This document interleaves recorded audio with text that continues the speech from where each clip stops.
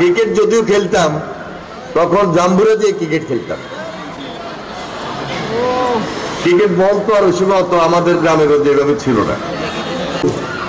আবেগ আপ্লুত হয়েছে যে একটু স্মৃতিচারণ করে বক্তব্যটা দেব। কারণ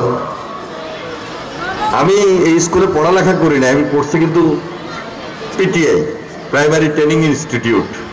খুব ছোট্টবেলার কথা। এই ছোট ছোট বাচ্চাদেরকে দেখে স্বাভাবিক কারণে সেই সময়ের কথাগুলো মনে পড়ে। এটা মানুষের জীবনে সবসময় এই সুযোগ পাওয়াও যায় না বলার মতো, আর এই ধরনের পরিবেশ হয়ে ওঠে না। কারণ আমার লক্ষ্মীপুরে সদর এলাকায় অনেক স্কুল আছে, বিশেষ করে এই পিটিআই বা কলেজিয়েট অথবা সামাদ, যে সামাদ একাডেমি ছিল আগে, এখানে গেলে আমি যেভাবে বক্তব্য দিতে গেলে একটু আবেগের স্থান চলে আসে, অন্য কোনো স্কুল হয়তো এবার আসবে না। কারণটা হলো আমি এই মাঠে,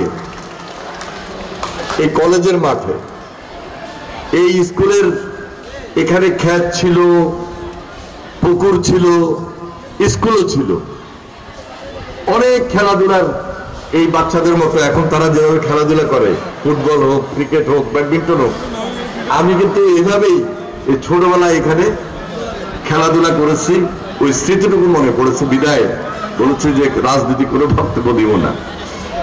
আর এই বিল্ডিংটার পিছনে কলেজের একটা হোস্টেল ছিল, এই হোস্টেলে আমাদের আড্ডা ছিল, ওই যে সঞ্জুদের বাসা। তো আমরা সঞ্জুদের বাসা আড্ডা দিতাম না, আড্ডাটা দিতাম কলেজের হোস্টেলে, বন্ধু বান্ধব সবাই মিলে। আর এই কলেজে আড্ডা দিতাম শহীদ মিনারে, রাত্রে 8টা 9টা পর্যন্ত অনেক সময় আমরা সময় কাটিয়েছি। আর পিটিআইতে যখন ক্লাস 1-এ পড়ি, 5 পর্যন্ত, সার্বক্ষণিক ভাবে আমরা এই বাসা থেকে স্কুল দিয়ে হাইটে আসতাম, হেঁটে যেতাম। আপনার এমন কোনো খেলাধুলা ছিল না ওই সময়, তো বিশেষ করে ক্রিকেটের অত যুগ ছিল না, ফুটবলটাই আমরা বেশি খেলতাম। আর ক্রিকেট যদিও খেলতাম তখন জাম্বুরা দিয়ে ক্রিকেট খেলতাম।